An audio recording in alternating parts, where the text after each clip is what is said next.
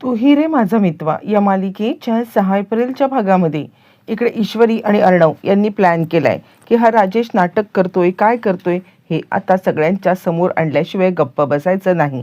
आणि त्याच कारणासाठी दोघं जण आता इकडे त्याला सांगायला लागतात की म्हणजे त्याला गोष्टी वेगवेगळ्या आठवण्यासाठी प्रयत्न करायला लागतात. ईश्वरी सांगायला लागते, तुम्हाला आठवते का तुम्ही इथे पडला होतात ते? यावरती राजेश आता सांगायला लागतो, नाही मला खरंच काही आठवत नाहीये. त्यावरती अर्णव म्हणतो, ठीक आहे, नसेल आठवत त्यांना एक काम करूया, आपण त्यांना घराची टूर देऊया. चला आम्ही तुम्हाला घराची टूर देतो. असं म्हटल्यावरती मग आता कुठे काय आहे, कुठे काय आहे हे आता समजावून सांगतो. असं म्हणत इकडे आता अर्णव त्याला सगळं घर दाखवत आहे आणि इकडे राजेश आपल्याला काहीच माहीत नाही या अशा आविर्भावामध्ये सांगत आहे की अच्छा तुमचं घर तर खूपच मोठं आहे, म्हणजे भरपूर प्रशस्त घर आहे. असं म्हणत असताना अर्णव सांगतो, हो. तितक्यात अर्णवला शिर्केंचा कॉल आलेला आहे आणि अर्णव आता सांगतो, 1 मिनिट. आणि हॅलो शिर्के, काय म्हणताय? हां, मला लक्षात आहे त्या मीटिंगचं, 1 मिनिट. असं म्हणत तो आता रूमच्या बाहेर जातोय आणि त्यावेळेला जाता जाता तो कपाट खोलतोय, कपाटामधून फाईल काढतोय आणि तीच फाईल घेऊन तो बाहेर गेल्यावरती राजेश त्या कपाटाच्या इथे येतोय. त्या कपाटामध्ये पैशाने भरलेली काळी बॅग आहे, ज्या बॅगेसाठी आता इकडे राजेशला ट्रॅप करण्यात आलं होतं. ती तो बॅग बघतो, त्याच्यातले पैसे बघतो. इकडे अर्णव आणि ईश्वरी दोघं जण बाहेर वाट पाहत आहेत की कधी एकदा आपल्याला राजेशची चोरी पकडता येते. इकडे तोपर्यंत सुप्रिया नम्रताला सांगत आहे, आम्ही इशूच्या घरी चाललोय अंजलीताईंचं बाळ बघायला. यावरती मग आता इकडे लगेचच नम्रता म्हणते, त्या राकेशचं. यावरती आता सुप्रिया सांगायला लागते, हे बघ तुमच्या दोघींचं सासर आहे, ते काही झालं तरी सुद्धा रीतीभाती पाळायला लागतात आणि त्यामुळे आम्ही सगळे जाऊन येणार आहोत. असं म्हटल्यावरती मग आता इकडे सुप्रिया आणि बाबा हे दोघं जण इकडे ईश्वरीकडे यायला निघालेले आहेत. बरं तोपर्यंत आणि त्यानंतर मग आता तो ती बॅग बघतो, हातामध्ये ते पैसे घेतो आणि बॅग घेऊन बाहेर येतो. इकडे तोपर्यंत अर्णव आणि ईश्वरी हे दोघं जण तिकडे वाटच पाहत आहेत. त्या दोघांच्या इथे तो येतो आणि अहो काय चाललंय तुमचं? म्हणजे इतक्या मोठ्या पैशांनी भरलेली बॅग असंच कोणी कपाटामध्ये ठेवतं का? आणि ठेवलं परत आता कपाट उघडं टाकून तुम्ही निघून आलात. पहिले हे पैसे नीट ठेवा. आणि ह्या दोघांना जरा आता थोडंसं विचित्र वागणं वाटतं त्याचं. आणि त्यानंतर तो निघून गेल्यावरती इकडे आता ईश्वरी म्हणते, सर काय आहे हे? म्हणजे आता पैशासाठी इतका असा हे असणारा माणूस आपल्या हातामध्ये इतकी पैशांनी भरलेली बॅग आणून देतो, म्हणजे मला तर त्याचं काही कळतच नाहीये. यावरती अर्णव म्हणतो, काही सांगता येत नाहीये, काय माहिती कदाचित आता बाहेर पडल्यावरती आपण तिथे पाहिल्यावरती तो आपल्याला ती बॅग देऊ करत असेल, काहीही त्याच्या डोक्यामध्ये असेल. तुला माहिती आहे का, ही बॅग मी त्याला पैशाची भरलेली ही आत्ता मी हॉस्पिटलमध्ये पण देऊ केली होती, पण तेव्हा पण त्यांनी घेतलं नाहीये. पण तरी सुद्धा ईश्वरीला मात्र या सगळ्यामध्ये अजिबात विश्वास बसत नाहीये की याला काही आठवत नाहीये किंवा काहीही. हा नाटकच करतोय हे ईश्वरीला 100% माहिती आहे. आणि त्यानंतर ती विचार करते, हा कितीही नाटक करत असला तरी सुद्धा याला एक्सपोज केल्याशिवाय मी गप्प बसणार नाहीये. पण हे सगळं चालू असताना तिकडे मामा आलाय. मामा आल्यावरती तो म्हणतो, काय रे काय चाललंय तुमचं? म्हणजे ह्या राजेशचं भांडेफोड करायचा काही विचार केलाय की नाही? कारण काही झालं तरी सुद्धा हा नाटक करतोय 100%. यावरती मग आता इकडे ईश्वरी सांगायला लागते, मामा भल्यांची पोलखोल केलेली आहे मी, याची सुद्धा पोलखोल केल्याशिवाय राहणार नाहीये. आता हे वाक्य बोलल्यावरती अर्णवला जरा राग आलाय. भल्यांची म्हणजे कुणाची म्हणायचंय? कुणाची तुला पोलखोल केले? माझी का? यावरती ती म्हणते, मामा मी बोलले तरी का की मी अर्णव सरांची पोलखोल केले? उगाच स्वतःवरती काहीतरी घ्यायची लागले सवय. यावरती मग तो म्हणायला लागतो, मग कुणाची? तू माझ्यासमोर बोल ना, मामाला काय विचारतेस? यावरती मग मामा चिडतो, अरे तुम्हाला मिळून त्या राजेशची पोलखोल करायची आहे? काय चाललंय काय तुमचं? तुम्ही दोघं जण आपसातच भांडत बसलायत. नाही रे, मला तुमच्याशी काही बोलायचंच नाहीये, मी निघूनच जातो. असं म्हणत मामा तिकडून निघून गेलेला आहे. आणि त्यानंतर ईश्वरी आता सांगते, मी कशाला तुमची पोलखोल करायचं बोलीन? इकडे तोपर्यंत हे दोघं जण आता मात्र ईश्वरीच्या घरी आलेले आहेत. ईश्वरीच्या घरी आल्यावरती इकडे आता सुप्रिया सांगायला लागते, तुम्ही आज म्हणजे पहिल्यांदाच आपल्या इशूच्या घरी आला असाल ना? इशूचं लग्न झाल्यापासून तुम्ही पहिल्यांदा इथे आलात? यावरती तो बाबा सांगायला लागतात, हो. खरंच आहे हे सगळं, पण इकडे यायला मला भीती पण वाटत होती. कधी त्या राजेशचं तोंड बघायला लागेल याची मला भीतीच वाटत होती. कधी तो समोर येईल, कधी आपल्याला त्याला पाहायला लागेल, किंवा कधी आता त्याचं काहीतरी तोंड बघून आपल्याला त्रास होईल. यावरती मग सुप्रिया म्हणते, म्हणून या भीतीने आपण काय आपल्या इशूच्या घरी यायचं सोडायचं आहे का? असं म्हटल्यावर नेमका राजेश समोर येतो आणि कोण आहात तुम्ही असं त्यांना विचारायला लागतो. कुणाला भेटण्यासाठी इकडे आलेल्या आहात असं म्हणताच बाबांना आता सगळा प्रसंग आठवतो. कशा पद्धतीने या माणसाने आता आपल्याला अपघात घडवून आणला होता, कशा पद्धतीने यांनी आपल्याला मारण्याचा प्रयत्न केला होता, हे सगळं सगळं आठवल्यावरती मग मात्र आता इकडे बाबांच्या तळपायाची आग मस्तकाला येते. आणि त्याच वेळेला राजेश समोर येतो. हा म्हणजे कुणाला भेटायचंय तुम्हाला? म्हणजे खरं तर मला काही आठवत नाहीये, पण हे लोक सांगतात की मी वर्षानुवर्ष इथेच राहतोय आणि त्यामुळे मी आता इकडेच आहे. तुम्हाला कुणाला भेटायचं तर सांगा. यावरती मग आता इकडे सुप्रिया म्हणते ठीक आहे. तोपर्यंत राजेश निघून जातो. सुप्रिया म्हणते काही विचित्र माणूस आहे हा, म्हणजे आता आपल्यालाच विचारतोय कुणाला भेटायचंय म्हणून, जसं काही हा आता वेगळंच काहीतरी बोलल्यासारखा. यावरती बाबा म्हणतात त्याचं तोंड बघायची मला इच्छा सुद्धा नाहीये. बरं, हे सगळं चालू असताना इकडे आता शुभू आणि आकाश यांची भेट झाली. आकाश नम्रताला भेटण्यासाठी घरी आलाय, तेवढ्यात शुभू भेटलाय आणि तो सांगतो आकाश म्हणजे तुझं काही खरं नाहीये हा. खरं सांगायचं तर नम्रता खूपच चिडलेली आहे. त्यावरती आकाश म्हणतो तुम्ही? यावरती शुभू ओळख करून देतो, मी तिचा बचपनचा दोष, म्हणजे आम्ही दोघं जण बचपनपासून दोस्त आहोत, पण तिचे वडील आणि माझे वडील ते पण बचपनपासूनचे दोस्त, अशी आमची मैत्री आहे. असं म्हटल्यावरती तो म्हणतो अच्छा म्हणजे तू शुभू का? असं म्हणत दोघांची ओळख होते. पण तितक्यात तिकडे नम्रता येते आणि ती आकाशवरती चांगलीच चिडते. आत्ता तुम्हाला वेळ मिळाला का? ज्या वेळेला यायला पाहिजे होतं त्या वेळेला तुम्ही काही आला नाहीत आणि आत्ता इथे आलेला आहात का?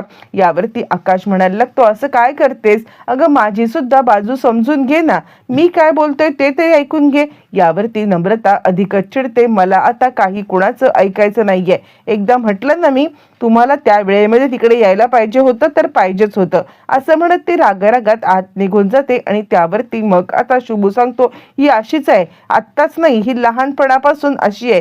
हिच्या मनाविरुद्ध एखादी गोष्ट झाली ना की ती डोक्यामध्ये घेऊनच बसणार, ती गोष्ट ती सोडणारच नाही. असं म्हटल्यावरती मग आता नम्रता हे ऐकून पुन्हा येते आणि शुभू तू काय माझी कंप्लेंट करत बसल्यास? त्यांनी काय केलं हे तरी बघितलंस का तू? असं म्हणत ती पुन्हा भांडायला लागली.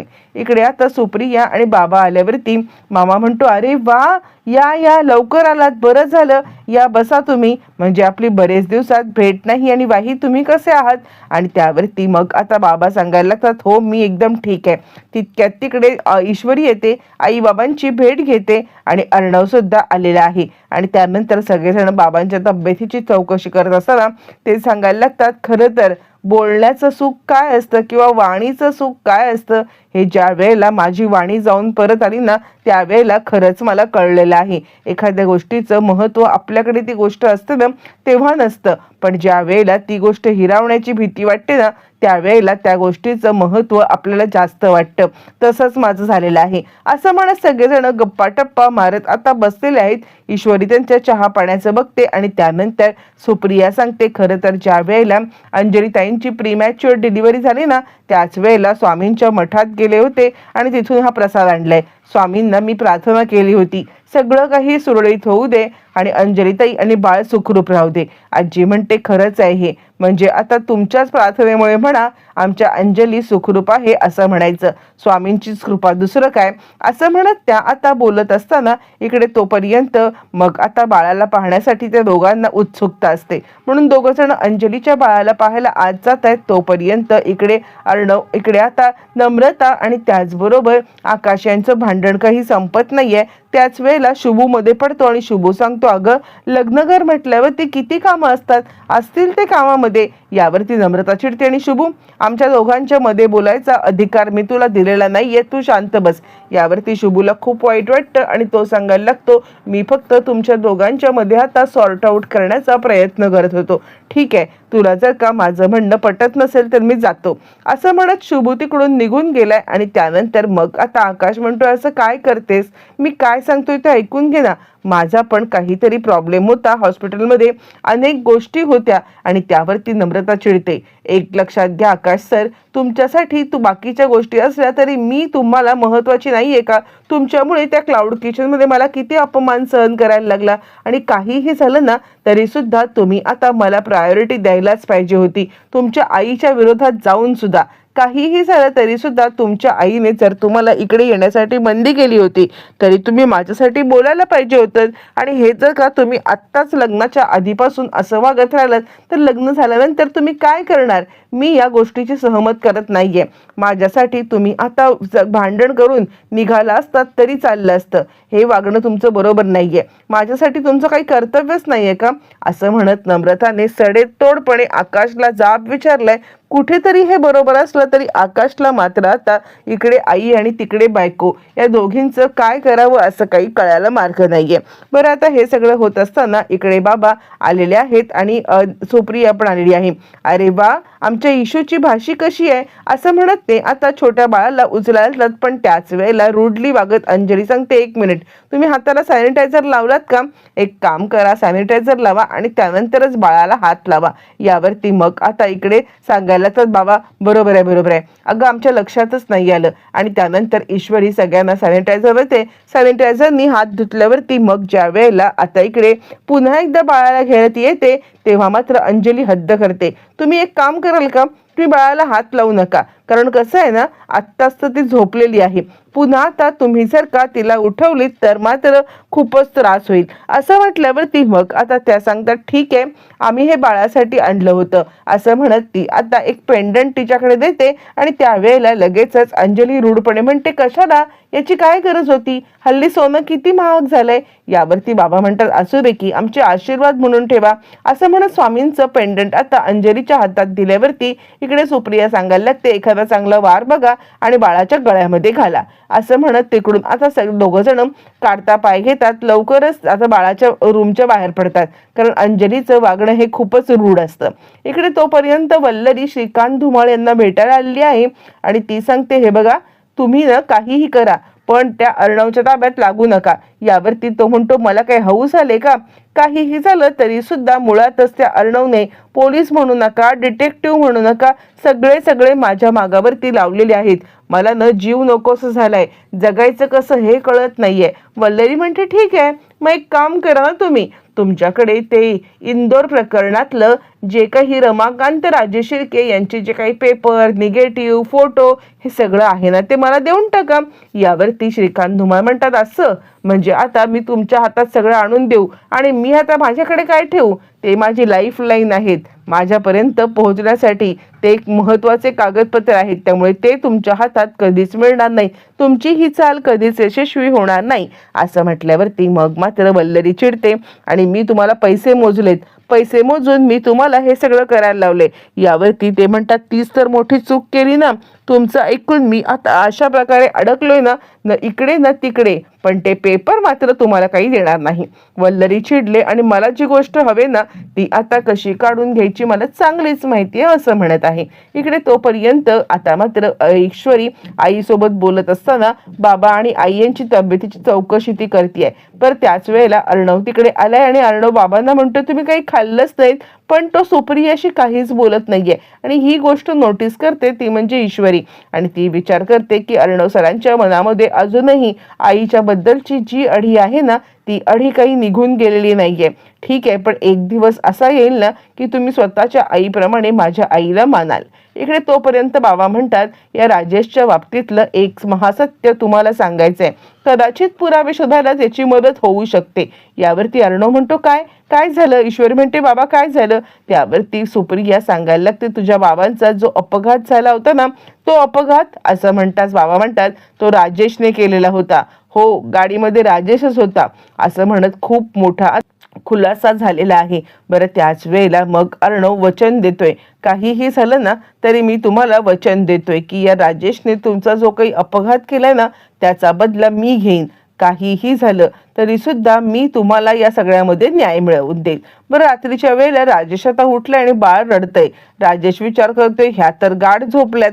मग आता बाळाला घेऊन राजेश दाराकडे आलेला आहे.